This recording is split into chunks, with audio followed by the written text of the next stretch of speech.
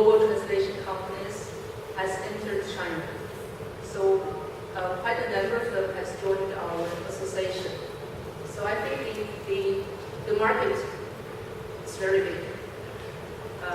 But there is a risk of entering this new market because there are some rules, market rules that may be different from other parts of the world. But I think Singapore has the advantage because we share, many of the Singaporeans are Chinese Singaporeans. So they may have the advantage of understanding the culture better. And also the language is also an advantage. So I would think that they have this advantage, but they should be prepared because the Chinese market is not very standardized. I once spoke with a Chinese company actually. It's called Seesaw. It's one of the top companies listed by the Common Sense Advisory. And this company used to target at foreign market exclusively. So their model is that they do not keep translators. They do not have professional or in-house translators. They have linguists who check the translation, but they outsource all their translations. And they have a large team, marketing team, and they have some linguists. And this model worked very well for their European market, their American market. But now they're starting to go back to the Chinese market, and you find this very problematic. Because in China, we have freelancers, but not many. Most of the translators are part-time, what we call amateur translators. Students in foreign language institutes, and so it's hard to identify good translators. So when they receive a lot of applications, when they publish this work count, the positions, but when they ask translators, what's your special field? They say, I can do anything. So that means you cannot trust them. So the biggest problem is that you find the right or the qualified translators. So once that is done, I think that it will be a lot of opportunities for foreign companies. You know, in local, China companies, China translation companies that outsources its work, it's Chinese to foreign language work outside of China? Yes, actually, I've known some translation companies in China who translate for the Chinese construction.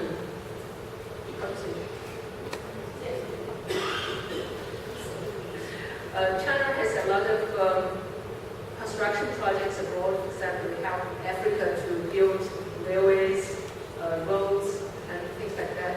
And there are a lot of translation jobs there. So I know some companies that translate for those big projects, and one company has over 300 people, and 70% of their income come from those projects. Those are very technical oriented. But for translation of Chinese cultures, I think that mostly they are done by publishing houses like China International Publishing Group and some universities. Translation companies will usually take the jobs related to the economy. So now that China has such a shortage of trained teachers and lecturers, is there a chance for, let's say, Singaporeans to go there and look for a job to conduct translator training in China for Chinese students?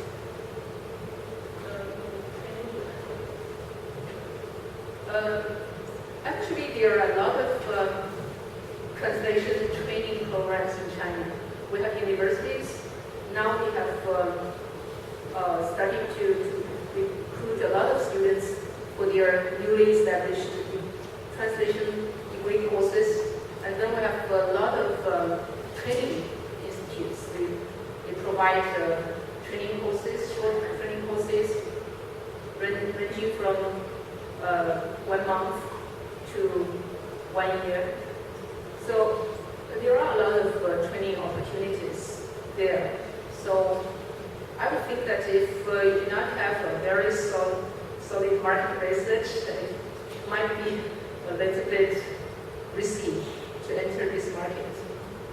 And unless you can find a really reliable partner and you have something that is special to provide that other existing training institutions cannot. Okay. Any questions?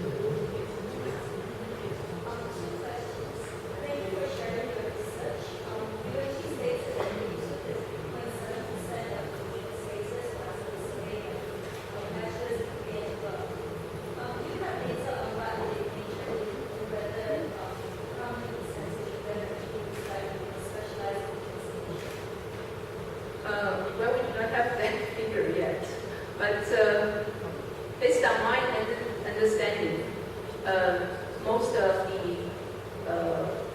translators who work for translation companies, not a very large portion of the translators are from language majors, because many of the companies, they have a specialized field. If they can afford to have a very big in-house team on translation, they focus on a specialized field. So I don't think that many of them are language majors. And but for government departments, for example, the Ministry of Education, Ministry of Foreign Affairs, the Ministry of Culture, and etc. Because their work mainly relates to politics, culture, etc. They recruit language majors mostly.